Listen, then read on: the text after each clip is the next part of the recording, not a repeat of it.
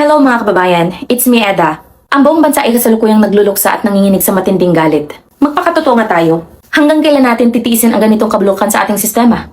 3 innocent students dead, 13 more wounded. Nangyari ang masakar na yan sa loob mismo ng isang eskwelahan sa Tacloban City. 2 minor de edad ang pumasok. May bit-bit na Glock 9mm at .38 caliber revolver.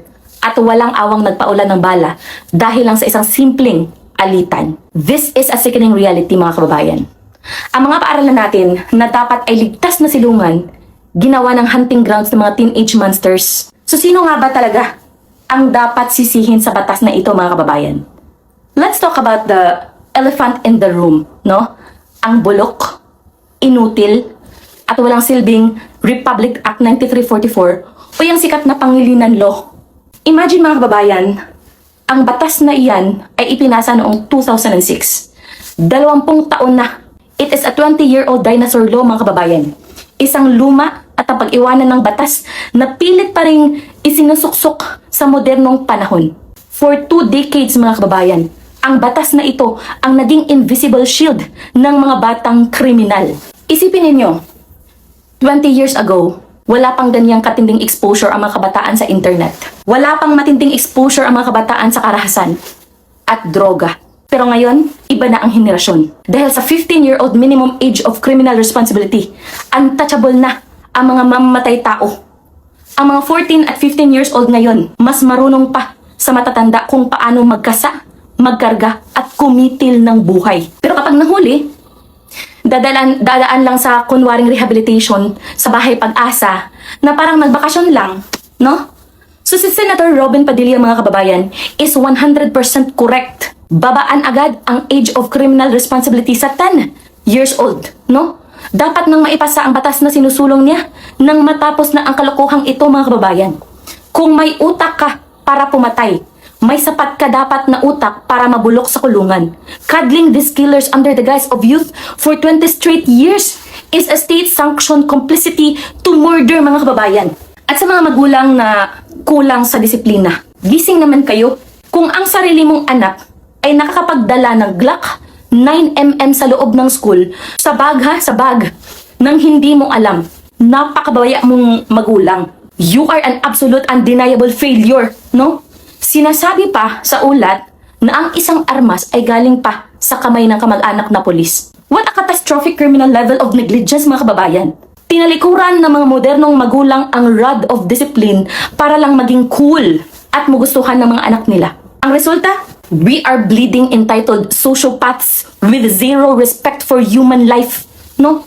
Kung ang mga magulang ay ayaw magdisiplina sa kanilang mga anak, sila mismo ang dapat pusasan ng mga pulis at itapon sa selda kasama ng kanilang mga kriminal na anak. Pero wag natin lalong kalimutan ang pinakamalaking salarin mga kababayan. Ang kasalukuyang administrasyon na sobrang lambot, walang direksyon, at wala gayayo kung sa Bisaya pa. Let's look back at the iron fist of governance of former President Rodrigo Roa Duterte. Noong panahon ni Tatay Digong, may tunay na takot ang mga kriminal, ang mga drug pusher at mga pasaway. Criminals trembled because they knew the state would strike back ruthlessly and without hesitation mga kababayan. May disiplina sa mga selda dahil may liderato tayong may paninindigan. Pero ngayon, ang kasalukuyang administrasyon ay parang tutang sunod-sunuran sa mga dayuhang human rights groups. Ang luluwag ng mga pulisiya. Kaya ang droga na dating nagtatago, ngayon, garapala na namang bumalik sa mga barangay natin. Lumalakas muli ang loob ng mga sindikato dahil alam nilang mahina at walang pangil ang namumuno. Ang crime rate, patuloy na tumataas mga kababayan habang ang mga pulis natin ay tila nakatali ang mga kamay sa takot na mademanda ng mga mapagpanggap na tagapagtanggol ng karapatan. Inuuna ng gobyernong ito ang pagsipsip at pagpapabango sa ibang bansa kaysa sa kaligtasan ng sarili nating mga anak sa loob ng eskwelahan. This administration's spineless leniency is a total, unforgivable betrayal of the Filipino people. Buksan natin ang ating mga mata mga kababayan. Ano ba ang ginagawa ng pamahalaan ngayon kundi ang maging reactive? Laging huli sa aksyon. Maghihintay muna na may mamatay na 3 inosenteng estudyante sa Tacloban bago magkunwaring mag-uutos ng investigasyon at maghihigpit ng security sa mga paaralan. So nasaan ang proactive leadership mga kababayan? Nasaan ang intelligence work para harangin ang pagpasok ng mga illegal na baril sa ating mga komunidad? Isang malaking kapalpakan ang kawalan ng matatag na anti-crime strategy ng administrasyong ito. No? Puro sila mga press release, puro committee, puro daldal sa harap ng media. Pero sa totoong buhay mga kababayan, natatakot na ang mga magulang na papasukin ang kanilang mga anak sa paaralan dahil baka hindi na makauwi ng buhay ang kanilang mga anak. So this leadership has zero teeth, zero political will, at wala talagang kwenta pagdating sa pagtatanggol sa ordinaryong mamamayan. This government is weak. They are sleeping on the job habang ang bansa natin ay dandahang nilalamon muli ng talamak na krimen at droga. Makinig kayo mabuti mga kababayan dahil ang Biblia ay hindi nagbibiro pagdating sa pagpapalaki ng anak at sa responsibilidad ng gobyerno, no? It explicitly condemns this culture of cuddling criminals and undisciplined children. Open your Bible mga kababayan to Proverbs chapter 22 verse 6. It says there, "Train up a child in a way that he should go, and when he is old, he will not depart from it." So, malinaw ang utos ng Diyos mga kababayan. Train up a child in the way he should go. No? Hindi sinabing pabayaan mo lang ang anak mo. At lalong hindi sinabing hayaan mo siyang magkaroon ng baril sa loob ng tahanan ninyo. No? Ang pagpapasunod at pagpapasailalim sa tamang daan, mga kababayan, ay nangangailangan ng seryosong gabay, pagsusubaybay, at pagtutuwid. So kapag binaliwala ito ng magulang mga kababayan, huwag kayong mag-expect ng isang mapayapang anak. Mag-antabay kayo ng isang halimaw na magdadala ng kapahamakan sa kapwa nila. No? Sabi rin sa Proverbs chapter 13 verse 24, it says there, "Whoever spares the rod hates their children, but the one who loves their children is careful to discipline them."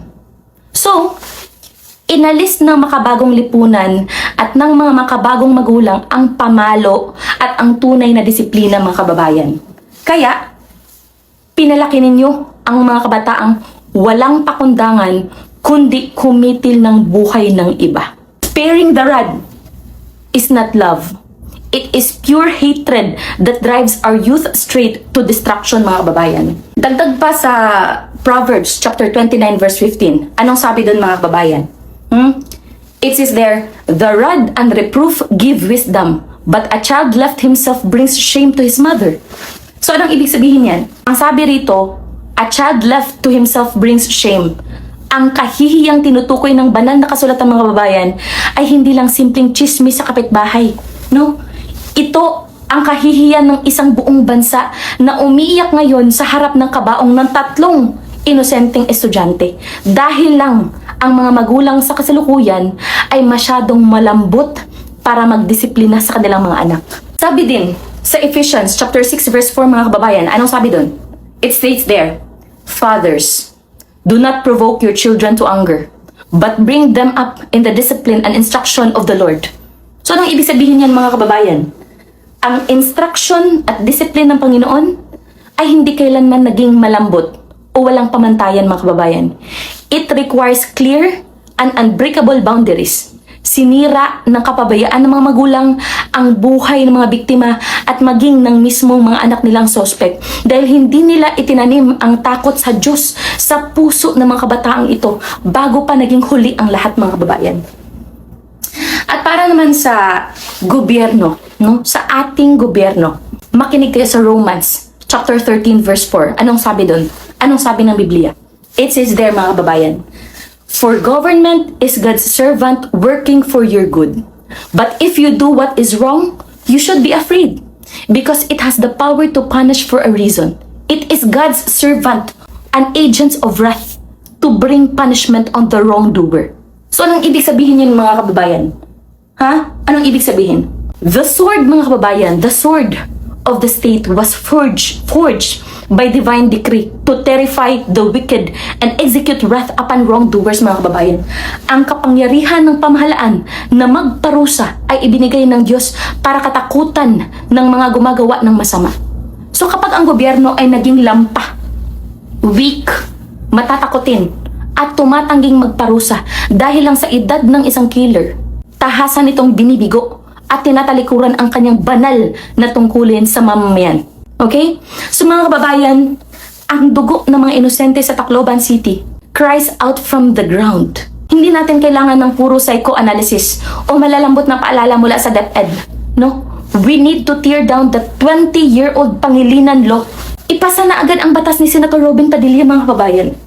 Kasuhan ang mga pabayang magulang at bumalik tayo sa isang uncompromising, iron fist style of leadership, mga kababayan, na magpapatakbo sa mga kriminal sa takot. No? So wake up, Philippines! Let's stand for real justice, mga kababayan.